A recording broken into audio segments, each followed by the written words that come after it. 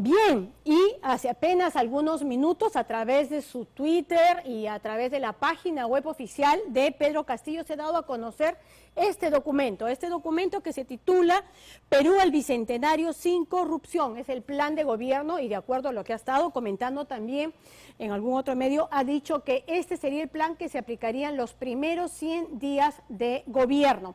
Como ustedes recordarán, el periodista Diego Acuña fue uno de los que tuvo la oportunidad de entrevistarlo durante 52 minutos en febrero de este año, precisamente a Pedro Castillo. Desde ahí no se ha podido tener acceso a una entrevista tan amplia, tan profunda, tan acuciosa respecto a lo que era el plan de gobierno. Diego Acuña se encuentra con nosotros esta noche para comentar precisamente las diferencias entre los últimos discursos de lo que fue el discurso primigenio.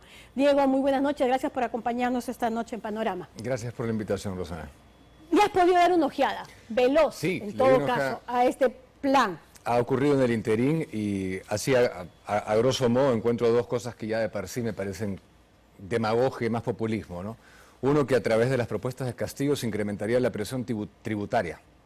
Y sabes, eso no tiene ningún sentido, ¿no? Porque si Castillo ejerce lo que ha prometido, va a haber una fuga de capitales más rápido que inmediatamente de este país, va a haber menos trabajo y por consiguiente menos tributación. Por lo tanto, menos aportes al fisco, claro. Punto número uno. Y después, otra cosa que me sigue molestando y me parece un poquito hasta ridículo, es que después de casi 100 años de comunismo, se hayan puesto tan poco creativos, ¿no? Que dicen, ahora ya encontramos la manera de hacer que esto funcione y de cojarla. ¿Cuál es la manera de solucionar los problemas? Nuevo impuesto a las sobreganancias.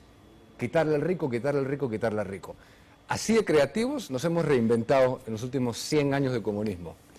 Entonces, pero eso significa que está siguiendo la línea de todo lo que te dijo en aquella entrevista de febrero. Es decir, digamos, están dorando un poco la píldora, están maquillándola un poco, pero en el fondo es lo mismo. Y sobre todo, y lo que es más peligroso, como que cierta improvisación y falta de una solvencia técnica. Totalmente, ¿no? Y aparte, hablando de solvencia técnica, ya ni siquiera sabemos, yo no sé a quién creerle, no sé si es el plan 200, no sé si es este plan, no sé si es el plan de Perú Libre de Cerrón que está en el Jurado Nacional de Elecciones, porque en base a lo que tú le pides el voto al país, es en base a lo que presentas al Jurado Nacional de Elecciones. Así es. Eso es una falta de seriedad para el país. Haber presentado algo que después dice, no era así, y me di cuenta que no, en realidad voy a ir cambiando y todo, y eso ya olvídense de eso. Claro, pero en todo caso ese maquillaje lo estábamos advirtiendo también esta mañana cuando decía, no, lo que se presentó ante el jurado es el ideario, o sea, lo conceptual, sí, sobre lo que se alimenta las líneas de trabajo. Entonces, así entiendo por lo menos lo que ha dicho, ¿no es cierto? Entonces, lo que se hace es una reestructuración. Pero me parece bien poco serio, ¿no? Y otra cosa que me llama la atención inmediatamente es la insistencia en la convocatoria al referéndum. Al referéndum, porque claro, eso tendría que hacerlo, ¿no? Porque no está facultado el presidente para convocar una asamblea constituyente. Pero el jueves, Rosana, yo entrevisté a un diputado, Johnny Rajal, exiliado en nuestro país de Venezuela, y nos siguió contando cómo Chávez en el 98 insistió en eso y se agarra de lo que suena lindo, que es el juego de la izquierda siempre, ¿no? Decirte lo que suena lindo para convocar la Asamblea Constituyente y modificar toda la Constitución, generar una nueva Carta Magna en la cual ya acaparo todo, ¿no? Pero te convoco a que te unas a esa moción soltándote lo que suena lindo, ¿no? Y acá lo dice bien claramente, ¿no? Es momento de nuevos valores, de justicia, de igualdad, de solidaridad. Eso suena, a quién no le va a gustar cómo suena eso, ¿no? Pero el objetivo final es lo que hay que ver, ¿no? Claro, que es cierto, y yo sí creo que nadie duda de que se tienen que hacer algunos cambios, nadie duda que hay una desigualdad que se tiene que combatir, nadie duda que la pandemia nos ha sacado probablemente, nos ha expuesto todas las deficiencias que tiene el Estado. Entonces yo insisto en que Castillo es una reacción que tenía que darse. El problema ¿es la solución este tipo de propuestas? No, bueno, pueden haber enmiendas, toda constitución es imperfecta, ¿no? Pero es perfectible, ¿no? Democráticamente, como la democracia en sí misma también. No es el caso del comunismo. Hemos tenido más de 20 enmiendas constitucionales, pueden seguir habiendo. Y a raíz de eso hay una porción en el plan de gobierno de Fuerza Popular que se titula, en el capítulo económico, la brecha que se debe de cerrar. Ahí menciona claramente todo lo que se debe corregir de lo que no ha dado resultados de la Constitución del 93, que en mi opinión es fundamentalmente los agentes ejecutores de esa Constitución, que han estado teñidos de incompetencia y por sobre todo de corrupción. Para mí la corrupción es un enemigo infinitamente mayor que el COVID en este país. Y es lo que ha, digamos, dado lugar a que no se hayan podido ejecutar muchas de estas políticas y es lo que ha impedido que llegue precisamente a la población los beneficios del crecimiento económico de los últimos años. Sí, pero si comparas relativo a donde se empezó, ha habido mejora. ¿Se han beneficiado todos los compatriotas que hubiésemos querido que se beneficien? No, no, claro que no. Pero que hay mucho por hacer, hay mucho por hacer. Hay muchísimo por hacer, pero cuando tú analizas cifras como un crecimiento promedio de 7% del PBI en 10 años, como que la pobreza se ha bajado del casi 60 al 25%, como que la pobreza extrema se bajó del 15% al 5%, no puedes decir que el modelo ha fallado. Hay mucho por hacer, sí, y la única chance de mejorar lo que no ha funcionado es en un gobierno democrático, una de las dos opciones que han quedado en este plebiscito. Pero en el caso de lo que está presentando Keiko Fujimori, que también estamos ante una oferta de fortalecimiento de programas sociales, bonos especiales, ¿aguantará el presupuesto todas esas propuestas, todas esas promesas? En el caso de uno de esos que ha ofrecido Lucho Carranza, el 40% del canon ya lo tecnificó y lo viabilizó. Y en el caso de los 10.000 soles por familia, que comentábamos hace un momento, eso es casi un poquito más de 1%. O sea, es nada, sí, del presupuesto, ¿eh? No es casi nada, el impacto sería mínimo, pero el impacto en la vida del ciudadano sería enorme, ¿no? Entonces, ahí hay dos propuestas que ya se han declarado viables, que son viables y que en los primeros 90 días harían una diferencia enorme en la vida de la gente en este momento trágico de crisis pandémica. ¿Pero encuentras que en alguna parte de ese programa, en todo caso de las propuestas de Fujimori, hay alguna inconsistencia? No, la verdad que lo he leído de cabo a rabo. Inconsistencia no diría que hay. ¿O falencia o...? ¿En cuanto a económico o a todo? No, económico principalmente, ¿no? Que es un poco a mí me gusta el plan de gobierno debate de Keiko Fujimori porque por sobre todo es un plan amigo del empresariado, es un plan amigo del emprendedor y es un plan que pretende dos cosas que a mí me interesan mucho, Rosana. Uno es destrabar el proceso mediante el cual uno se formaliza, que es un gravísimo problema en este país, gravísimo, porque ¿por qué quisiera un micro y pequeño empresario formalizarse? Si, número uno, es costoso. Número uno, es tedioso hacerlo y los beneficios finales que nos han vendido no son tales. Sí, el viejo discurso, ¿no? Formalízate porque vas a acceder a créditos.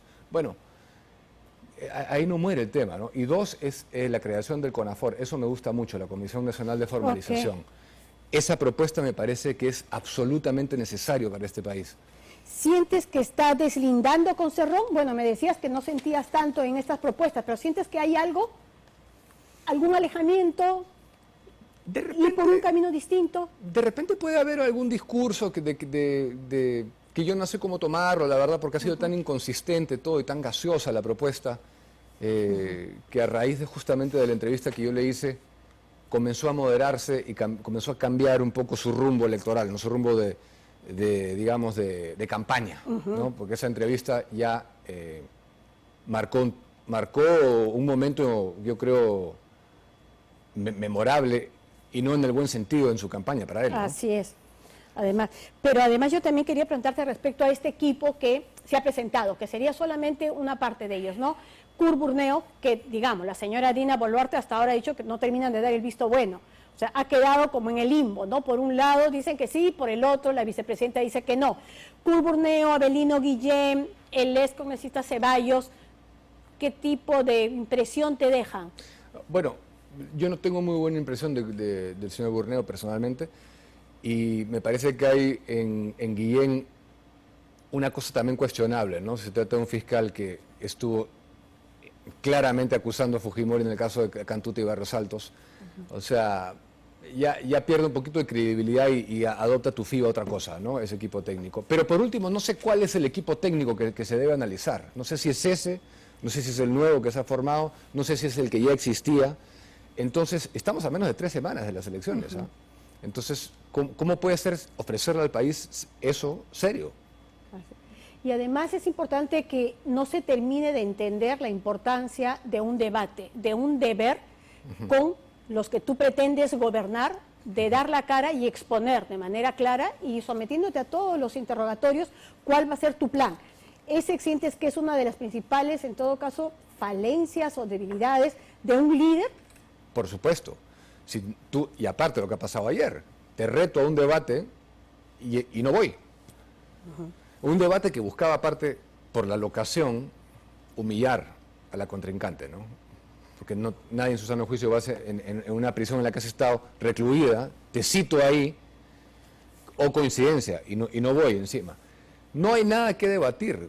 Cuando tú lo ves responder preguntas básicas, carece de conocimiento sobre fundamentos elementales. ¿Qué cosa podría debatir? Porque lo de Chota no ha sido debate, realmente.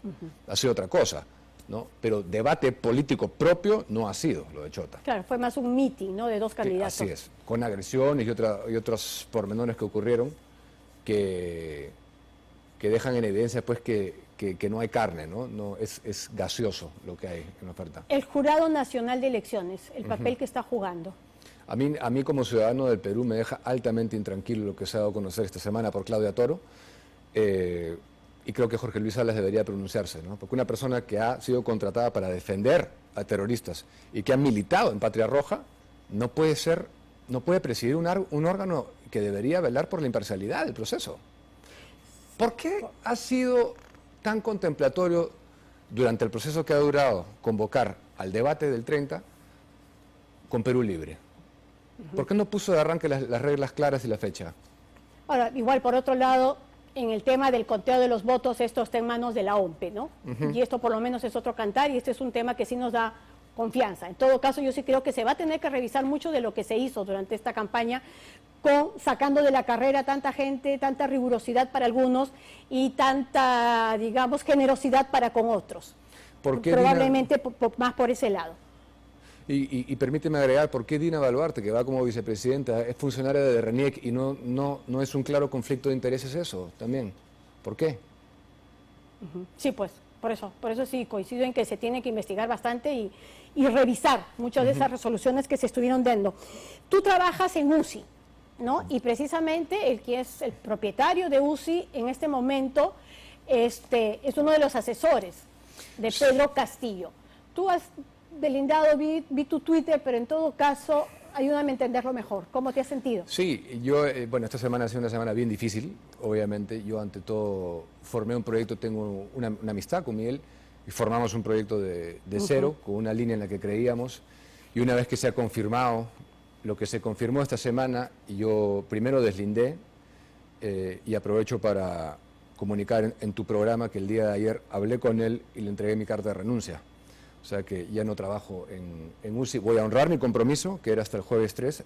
El jueves 3 era mi última aparición en edición especial en UCI, pero lamentablemente Miguel ya había optado por defender una postura que es contraria a todo lo que yo soy como persona y a todo lo que defiendo también en edición especial, como empresario, como gerente, como persona, y todo lo que yo aspiro a defender en mi espacio, que es edición especial, y ya para mí era imposible permanecer en el canal.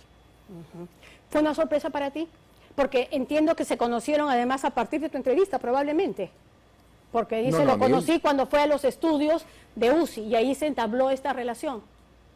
¿Que yo me conocí con quién? No, que Miguel del Castillo se conoció con Pedro Castillo. Ah, no, yo no sé cuándo se habrán conocido o no. Yo sí sé que esa nota, yo no tuve nada que ver, me la agendaron y yo hice la nota. No sé cuándo es que se conocieron ellos, si se conocieron de antes, si se conocieron ese día. Eso sí no te lo puedo decir. Y ya como voy cerrando, hay un tema que es muy recurrente en el lenguaje de Pedro Castillo y que también es muy recurrente en la palabra más usada en sus discursos y también bastante usada acá, lo que decida el pueblo. Hoy día también le preguntaban, pero entonces, ¿cómo lo que decide el pueblo? ¿Quiénes van a elegir a los jueces? ¿Quiénes van a elegir a los miembros del Tribunal Constitucional? El pueblo. ¿Hasta dónde puede intervenir el pueblo o qué presagio nos está de alguna manera haciendo llegar con ese tipo de promesas? Yo le pregunté eso en la nota, que las grandes posiciones de responsabilidad no las ocupa el pueblo, porque eso es populismo, ¿no? Eso es una declaración demagógica. El pueblo, voy a transferir el poder al pueblo, el pueblo va a gobernar. Eso no significa nada en términos reales, ¿no? Entonces, como te repito, a mí me preocupa lo gaseosa de la propuesta, efectivamente, ¿quién es el pueblo? Cuando tú dices el pueblo... ¿Qué responsabilidades asume quién? Así es, ¿quién es? Y a la par de eso, Rosana, me preocupa mucho la gente del entorno. Los 6 congresistas con vínculos al terrorismo. Están en Dircote las investigaciones. No, el martes empieza el juicio oral a uno de ellos por terrorismo. A Guillermo Bermejo. Tienes a Alfredo Pariona, tienes una serie de gente que es...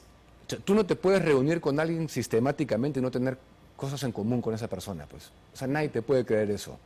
Y estando los vínculos demostrados a los más grandes enemigos de este país históricamente, a mí me aterra la posibilidad de que alguien así acceda al poder. Y en todo caso, ¿cómo hacer, en todo caso, explicar mejor a todo este sector de la población que sí está dolido y que tiene probablemente todas las razones del mundo para estarlo? Y como te decía, por medio de la pandemia, por un abandono que no es necesariamente de la pandemia, sino más adelante, frente a una propuesta como esta. Bueno, partiendo por demostrarles que lo que ha fracasado realmente no es lo que se les está diciendo que ha fracasado. Lo que ha fracasado es el modelo, la ejecución y los agentes. Claro. Acá tengo, por ejemplo, si me permites rapidito, las cifras de transferencia de canon en 8 regiones estratégicas donde Castillo superó con creces a Keiko. El avance porcentual de la ejecución de estos presupuestos, te los leo rapidito: Huánuco 28%, Huancavelica 36%, Ancash 43%, nada. O sea, ninguna llega al 50%. Nada, pero los montos están transferidos, la generación de riqueza ha estado ahí. Que hayan sido incompetentes y por sobre todo corruptos, eso hay que explicárselo a la gente, hay que corregirlo.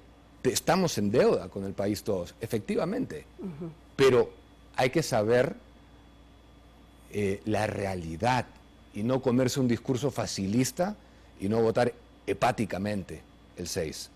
Así es. Bueno, y el 6, aprovecho para invitarte a ver si el 6 nos acompañas aquí en la cobertura que tenemos que hacer ese día de las elecciones. ¿Ok? Esta invitación hecha ya directamente. Muchísimas gracias por habernos acompañado esta noche, Diego, y nosotros continuamos todavía.